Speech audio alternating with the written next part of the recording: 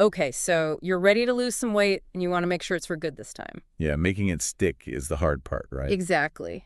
And there's so much information out there A ton. about fast weight loss and all these crazy diets, but we're trying to cut through all that noise today.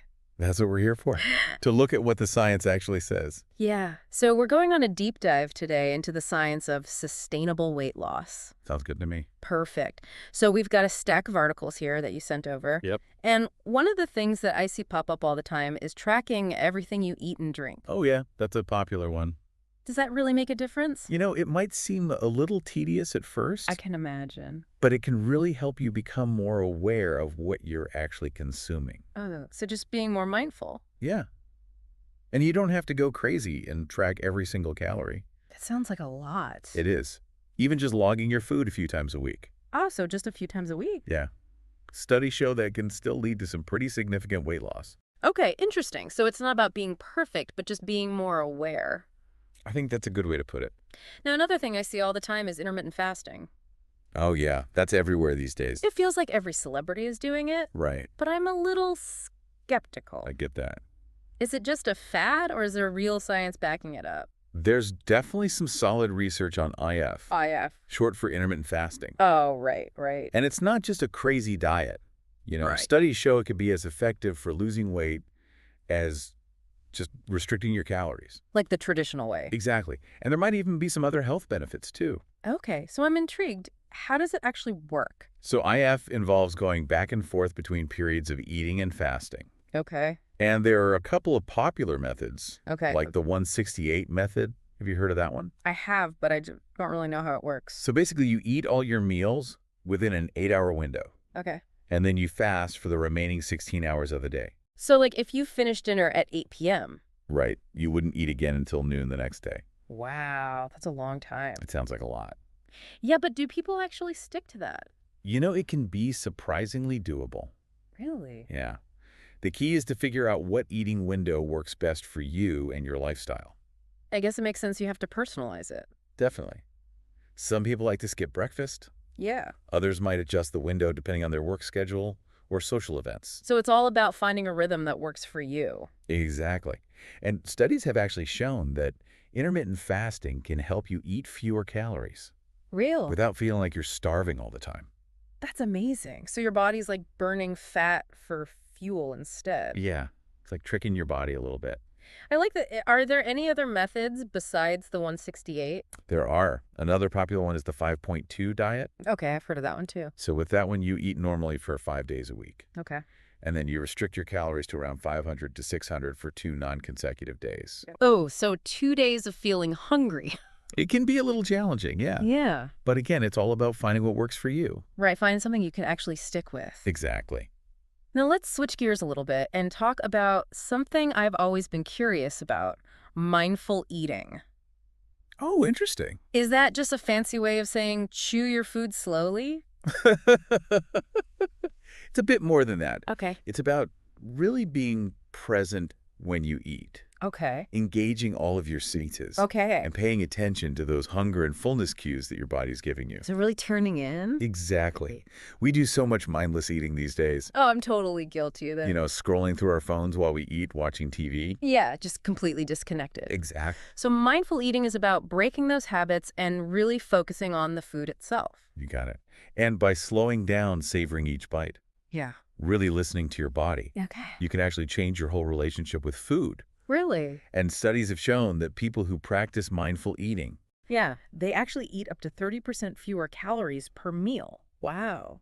So it's not just about what you eat, but how you eat it. you got it. Hmm. Now let's talk about protein. Okay. It's such an important nutrient for managing weight. I've always heard that protein is important, but how does it actually help you lose weight? So protein keeps you feeling full and satisfied for much longer. Oh, compared to carbs and fats. Exactly. And it also plays a big role in regulating those appetite hormones. The ones that make us want to eat everything in sight. Exactly. Ugh. Imagine you have a protein-rich breakfast. Yeah. You feel full and energized for hours. Okay. You're not reaching for those sugary snacks mid-morning. Oh, that's a good point. Yeah, so it's all about starting your day strong. So a protein-packed breakfast sets the tone for the whole day. Exactly. You're giving your body the right fuel. I like it. Okay, let's talk about something a little less fun, Sugar and refined carbs. The not-so-fun stuff. I've got a bit of a sweet tooth, so this is the part I'm dreading. I think we all have a little bit of a sweet tooth. But are they really that bad for losing weight? Well, we can all enjoy a treat every now and then. Of course. But too much sugar is definitely linked to weight gain. Okay. And those refined carbs like white bread and pasta, they don't do us any favors either. Okay, so why are they such weight loss saboteurs? Think of it this way. When you eat refined carbs or sugary treats, Yeah. your blood sugar spikes really quickly. Okay. And that can lead to energy crashes later on. And cravings. Exactly. Plus, all that extra sugar can get stored as fat if your body doesn't use it right away. So it's this vicious cycle of sugar highs and crashes. That's exactly what it is. And it can really sabotage your weight loss efforts. Okay, so what can we do about it? There are a lot of simple swaps you can make. Okay, tell me. Instead of that sugary soda, Yeah. how about some fruit-infused water? Oh, that's a good idea. It's refreshing, hydrating, and it's naturally sweet. Okay, so small changes can make a big difference. Absolutely. Now, we talked about protein, we talked about sugar. Let's talk about fiber. Oh, fiber is a good one. It's good for digestion, I know. It is. But how does it help with weight loss? Fiber is kind of like a secret weapon for managing your weight. Okay, I like that. Just like protein, it helps you feel full and satisfied. Okay. And it does that by absorbing water in your digestive tract. Interesting. So you feel fuller for longer. So it's like adding volume to your meals. Without adding extra calories, exactly. I like that. And fiber also slows down digestion, Okay. which helps keep your blood sugar levels stable. Oh, so you avoid those energy dips and cravings. Exactly. It's all starting to come together now. It is right. But there's one piece of the puzzle I'm still missing, gut bacteria. Oh, this is a fascinating one. How does that affect weight loss? So we have trillions of bacteria living in your gut. Trillions. Trillions. Wow. And they play a big role in how you digest food, absorb nutrients, and even store fat. Wait, so the bacteria in my gut can actually affect my weight? It's true. That's incredible. And the types of bacteria you have can really make a difference. Some are linked to weight gain, Okay. while others are associated with being leaner. So how do I get the good bacteria? A diverse plant-based diet is key. Okay, so fruits, veggies. Exactly. And fermented foods like yogurt and kimchi, Those are good for you. they act like prebiotics. Prebiotics. Yeah. It's food for the good bacteria in your gut. So I'm feeding my microbiome. You got it. That's amazing. Now let's talk about two things that I think a lot of people overlook: sleep and stress. Oh, those are big ones. I definitely don't get enough sleep. Who does? And stress is a constant in my life. It is for so many of us. But how do they affect weight? Well, when you're not getting enough sleep, your body produces more of the hunger hormone ghrelin Okay. and less of the satiety hormone leptin. So you're just hungrier all the time. Exactly. And that can lead to overeating. So even if I'm doing everything else right, Yeah. lack of sleep can still sabotage my efforts. It can, and chronic stress does the same thing. Okay, so... When you're stressed, your body releases cortisol. Yeah. And cortisol can lead to more belly fat storage. Ugh, so it's a double whammy. It is. So getting enough sleep, managing stress, those are just as important as diet and exercise. They're all part of a holistic approach to health and well-being. Okay, so weight loss is not just about calories in, calories out. Right. It's about creating a healthy lifestyle overall. It really is. But before we move on, Yeah. what about losing weight too quickly? Oh, that's an important one. One of the articles mentioned it could actually be harmful. Yeah, you should definitely be careful with that. Okay, so is that true? It's really important to remember that sustainable weight loss, Yeah, it's a gradual process. It's not a race. right.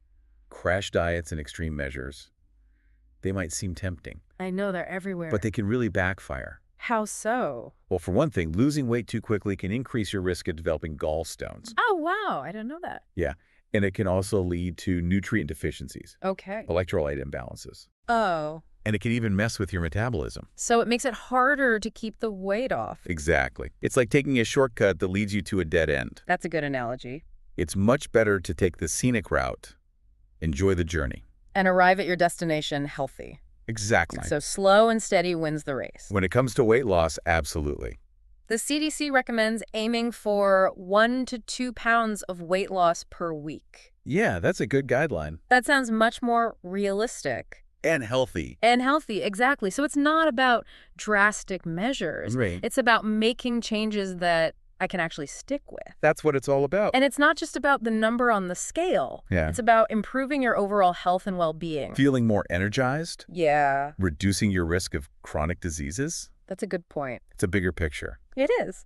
Okay, so now we've talked about all the different strategies. The science behind it all. Yeah, Yeah. but let's talk about motivation, because it's one thing to know what to do, but it's another thing to actually do it. Absolutely. So what advice would you give to someone who's starting this journey?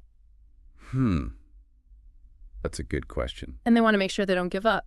I think one of the biggest mistakes people make is setting unrealistic goals. Oh, yeah. Trying to change your whole life overnight. That's not going to happen. It's a recipe for burnout. Yeah. So it's important to set small, achievable goals. Things you can actually stick with. Exactly.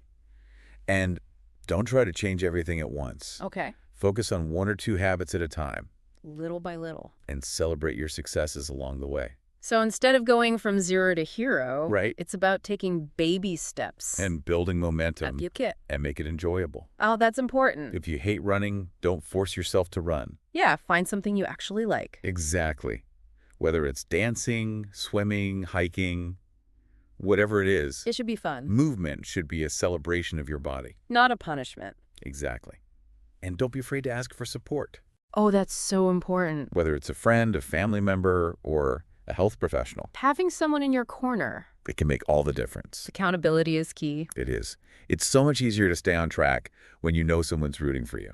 And don't forget to celebrate those wins. Yes. Every step in the right direction is a victory. I love that. Okay, so I'm feeling motivated and informed. Me too. But before we wrap things up, Yeah. I want to ask you, our listener, a question. Ooh, a cliffhanger. Now that you've heard all this information, About all these scientifically backed ways to lose weight. what will you do with it? What will your first step be? We want to hear from you. Share your thoughts, your goals, your struggles. Let's keep this conversation going. We're excited to hear about your journey. And what resonates with you the most? Absolutely. Because remember, knowledge is power. But it's the actions we take that really make a difference. So take that first step and know that you are capable of achieving your goals. We're here to support you every step of the way. Until next time, keep diving deep and keep exploring. The amazing world of health and wellness. Happy, healthy living. You too. Yeah. You know, it's amazing how everything's connected, right? It's not just about how much you eat, but also sleep, stress, and even those little bacteria in your gut. It really is fascinating. The more we learn about the body, the more we realize it's all one big system working together. And that's why there's no one-size-fits-all approach to weight loss. Yeah. What works for one person might not work for another. It makes sense you have to figure out what works for your own body. Speaking of which, one thing that really stuck out to me in these articles was this idea that it's not just about cutting calories drastically, but really focusing on the quality of the calories you consume. Absolutely. Not all calories are created equal. Right. Like Yeah. 100 calories from a soda is not the same as 100 calories from a handful of almonds. Exactly. One of the articles even mentioned something called the thermic effect of food. The what? The thermic effect of food. I've never heard of that. It's basically how much energy your body uses to digest and process different types of food. Oh, okay.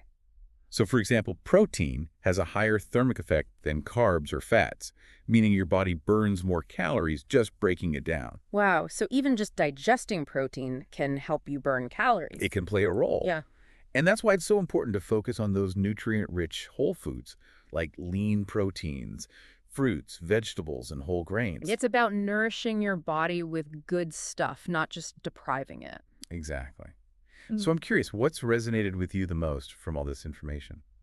Honestly, I think the biggest takeaway for me is that weight loss isn't just about willpower or restriction. It's about understanding how your body works and making choices that support your overall well-being. That's so powerful. It's about shifting your mindset from I have to I want to. Exactly. And realizing that it's not going to be a perfect straight line. Right. There will be ups and downs. Plateaus, moments of frustration. That's like any journey in life. You'll hit some bumps along the way. But the important thing is to keep moving forward, even if it's just one small step at a time. So for someone who's feeling overwhelmed and doesn't know where to start, what's a good first step? I'd say start with 1 or 2 small changes that you can realistically stick to. Maybe it's swapping sugary drinks for water or adding an extra serving of veggies to your dinner. Those are great ideas. It's about starting small and celebrating those wins, right? Exactly. And consistency is key. Those small changes can add up to big results over time. But what about those times when your motivation dips and you're tempted to reach for that bag of chips or skip your workout? How do you stay on track when those cravings hit? Well, first of all, know that you're not alone. We've all been there. It's part of being human, but instead of beating yourself up when those moments happen, Yeah. try to see them as opportunities to learn about yourself and what triggers those cravings. So be curious instead of judgmental. Exactly. And it's helpful to have a plan for those moments. Maybe it's having a healthy snack on hand or calling a friend for support or just taking a few deep breaths to reconnect with your goals. Having some tools ready to go. Yes. And remember we talked about sleep and Yeah. stress. Yeah, they're so important. They can make a huge difference in your ability to make healthy choices. So it's not just about what you eat, but how you take care of yourself overall. It's all connected. Before we wrap up this part of our deep dive, is there anything people should be wary of? Any common myths or pitfalls we should address? Oh, there are definitely some myths out there, especially in the weight loss world. One of the biggest ones is spot reduction. The idea that you can target fat loss in specific areas. No, like doing a million crunches to get a six-pack. Exactly. Unfortunately, it doesn't work that way. Your body decides where it stores and burns fat, and you can't really control that with specific exercises. Okay, so crunches aren't the magic bullet. Not for spot reduction. Another myth is that certain foods are inherently fattening. Like carbs are evil. It's not about labeling foods as good or bad. It's about creating a balanced and sustainable way of eating. So making choices that align with your goals. Exactly. One more pitfall I often see is people getting too focused on the number on the scale. Yeah, it can become an obsession. It's just one piece of the puzzle. So it's not just about weight loss, but about how you feel overall. Exactly. How's your energy level, Mm. your strength, your mood? Those are all important indicators of progress, too. That's a good point. It's about how you feel on the inside, not just how you look on the outside. You got it.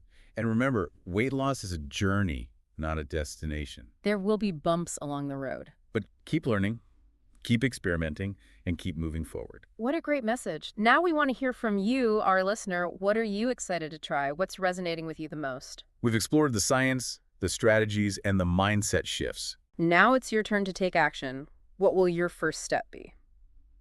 We've talked about the science of weight loss and all the different strategies and mindset shifts, but there's one thing we haven't really touched on yet, and that's body image. Well, that's a huge part of it, Yeah, it's so easy to get caught up in comparing ourselves to others. especially with social media. It's like a constant stream of perfect bodies. And we have to remember, those images are often so unrealistic. They're airbrushed, filtered, perfectly posed. It's not real life. So how do we cultivate a more positive body image? Well, it's about appreciating our bodies for what they can do rather than how they look.